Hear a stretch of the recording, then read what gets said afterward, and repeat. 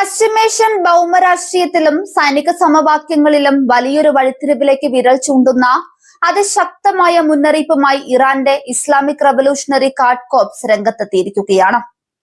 രാജ്യത്തിന്റെ നിലവിലെ പ്രതിരോധ സൈനിക നയം ആവശ്യമായി വന്നാൽ പൂർണ്ണമായും ആക്രമണോത്സുകമായ തന്ത്രത്തിലേക്ക് മാറ്റാൻ സന്നദ്ധമാണെന്നാണ് IRGC വ്യക്തമാക്കിയിരിക്കുന്നത്.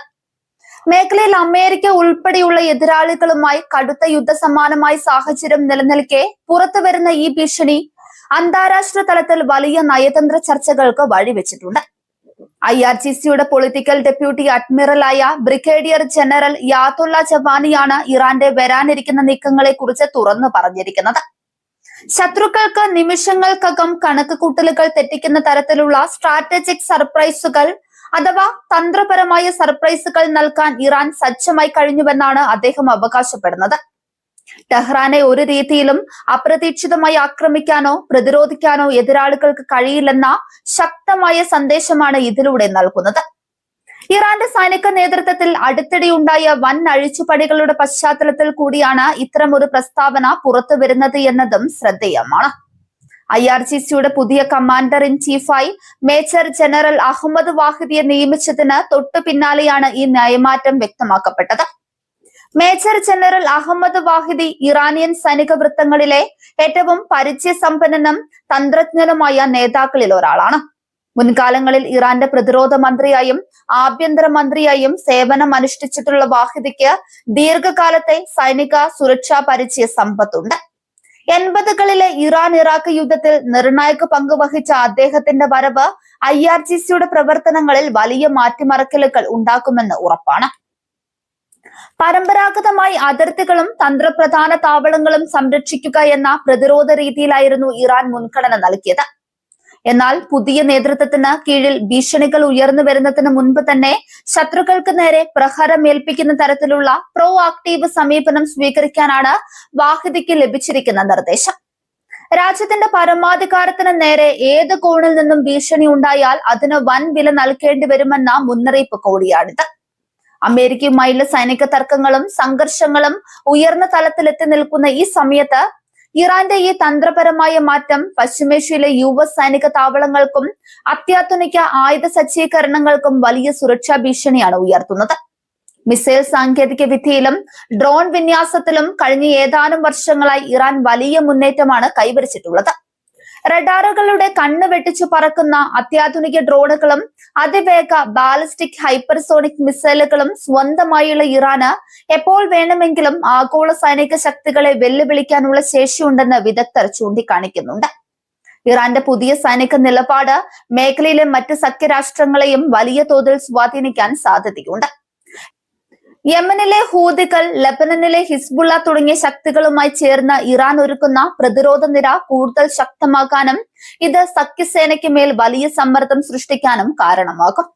പശ്ചിമേഷ്യയിലെ അമേരിക്കൻ സാന്നിധ്യത്തിനും തന്ത്രപ്രധാനമായ കടൽമാർഗങ്ങളിലെ ഗതാഗതത്തിനും ഇറാന്റെ ഈ ആക്രമണോത്സുക നയം കനത്ത തിരിച്ചടിയാണ്. പേർഷ്യൻ ഉൾക്കടലിലൂടെയും ഹോർമുസ് കടലിടുക്കിലൂടെയുമുള്ള എണ്ണക്കപ്പലുകളുടെ സുരക്ഷിതമായ യാത്രയെയും ഇത് ബാധിച്ചേക്കാം.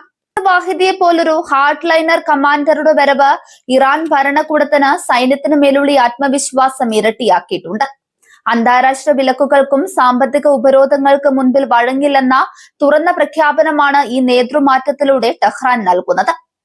ഇറാൻ സൈന്യം മുന്നോട്ട് വെക്കുന്ന ഈ പുതിയ സിദ്ധാന്തം പാശ്ചാത്യ രഹസ്യാന്വേഷണ ഏജൻസികളെയും കടുത്ത ആശങ്കയിലാഴ്ത്തിയിട്ടുണ്ട്. എതിരാളികളുടെ ഭാഗത്തു നിന്നുണ്ടാകുന്ന ചെറിയൊരു അബദ്ധം പോലും വലിയൊരു സമ്പൂർണ്ണ യുദ്ധത്തിലേക്ക് നയിച്ചേക്കാവുന്ന തരത്തിലാണ് ഇപ്പോഴത്തെ അന്തരീക്ഷം. ആക്രമണം ഉണ്ടാകുന്നത് വരെ കാത്തിരിക്കാതെ ശത്രുവിന്റെ നീക്കങ്ങൾ മുൻകൂട്ടി കണ്ട് ആഞ്ഞടിക്കുക എന്ന തത്വം മേഖലയിലെ സുരക്ഷാ സാഹചര്യം കൂടുതൽ സങ്കീർണമാക്കുന്നു. അമേരിക്കൻ സേനയുടെ പക്കലുള്ള താഡ്, പേട്രിയറ്റ് തുടങ്ങിയ പ്രതിരോധ സംവിധാനങ്ങളെ തകർക്കാൻ പോന്ന തന്ത്രങ്ങൾ തങ്ങളുടെ പക്കലുണ്ടെന്നാണ് ജവാനിയുടെ വാക്കുകളിൽ നിന്ന് വ്യക്തമാകുന്നത്. നേരത്തെ നടന്ന പല ആക്രമണങ്ങളിലും ഇത്തരം സംവിധാനങ്ങളുടെ പരിമിതികൾ വെളിപ്പെട്ടിട്ടുള്ളതിനാൽ ഇറാന്റെ പുതിയ ഭീഷണിയെ അമേരിക്കയ്ക്ക് നിസ്സാരമായി കാണാൻ സാധിക്കില്ല. ഇറാന്റെ തദ്ദേശീയ ആയുധ നിർമ്മാണശാലകൾ രാത്രിയെന്നോ പകലെന്നോ ഇല്ലാതെ പ്രവർത്തിച്ച് കൂടുതൽ നശീകരണ ശേഷിയുള്ള ആയുധങ്ങൾ പുറത്തിറക്കുന്നുണ്ട്. മിസൈൽ സാങ്കേതിക വിദ്യയിലെ കൃത്യതയും വേഗതയും വർദ്ധിപ്പിച്ചുകൊണ്ട് ശത്രുവിന്റെ വ്യോമ പ്രതിരോധ നിരയെ അനായാസം മറികടക്കാൻ ഇറാന് സാധിക്കുന്നു എന്നതും അവരുടെ ധൈര്യം കൂട്ടുന്നുണ്ട്. അമേരിക്കൻ സൈനിക തന്ത്രജ്ഞർ ഇപ്പോൾ ഇറാന്റെ മുൻകാല യുദ്ധരീതികളിൽ നിന്നും വ്യത്യസ്തമായ ഒരു നീക്കമാണ് പ്രതീക്ഷിക്കുന്നത്. പരമ്പരാഗത യുദ്ധമുറകൾക്ക് പകരം അത്യാധുനിക സാങ്കേതിക വിദ്യയും രഹസ്യ ആസൂത്രണങ്ങളും സമന്വയിപ്പിച്ചുകൊണ്ടുള്ള സൈബർ വിപ്ലവങ്ങളും ഒളിപ്പോരുകളും ഇറാന്റെ പുതിയ ആക്രമണ തന്ത്രങ്ങളിൽ ഉൾപ്പെട്ടിട്ടുണ്ടാകാം. മേഖലയിലെ പ്രമുഖ രാഷ്ട്രങ്ങളായ സൗദി അറേബ്യ, UAE തുടങ്ങിയ രാജ്യങ്ങളും വളരെ ജാഗ്രതയോടെയാണ് ഇറാന്റെ ഈ മാറ്റങ്ങളെ വീക്ഷിക്കുന്നത്. അമേരിക്കയും ഇറാനും തമ്മിൽ ഉണ്ടാകുന്ന നേരിട്ടുള്ള ഒരു ഏറ്റുമുട്ടൽ തങ്ങളുടെ സുരക്ഷയെയും സാമ്പത്തിക നിലനിൽപ്പിനെയും എങ്ങനെ ബാധിക്കുമെന്ന ആകുലത ഈ രാജ്യങ്ങൾക്കുണ്ട്. അഹമ്മദ് വാഹിദിയുടെ നേതൃത്വത്തിൽ IRGC നടത്തുന്ന അടിയന്തര സൈനിക അഭ്യാസങ്ങളും പുതിയ വിന്യാസങ്ങളും വരും ദിവസങ്ങളിൽ കൂടുതൽ വിവരങ്ങൾ പുറത്തു കൊണ്ടുവരും. അന്താരാഷ്ട്ര സമൂഹം യുദ്ധസാധ്യത ഒഴിവാക്കാൻ നയതന്ത്ര ശ്രമങ്ങൾ നടത്തുന്നുണ്ടെങ്കിലും ഇരുഭാഗത്തു നിന്നും ഉണ്ടാകുന്ന രൂക്ഷമായ പ്രസ്താവനകൾ സ്ഥിതിഗതികൾ കൂടുതൽ വഷളാക്കുകയാണ് ചെയ്യുന്നത്.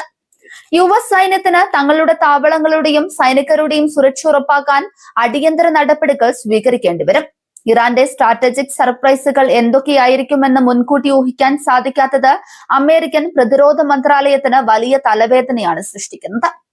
ഇസ്ലാമിക് റവല്യൂഷണറി ഗാർഡ് കോർപ്സിന്റെ ഈ പുതിയ നിലപാട് പശ്ചിമേഷ്യൻ യുദ്ധക്കളത്തിലെ നിയമങ്ങളെ തന്നെ തിരുത്തി എഴുതുന്ന ഒന്നാണ്.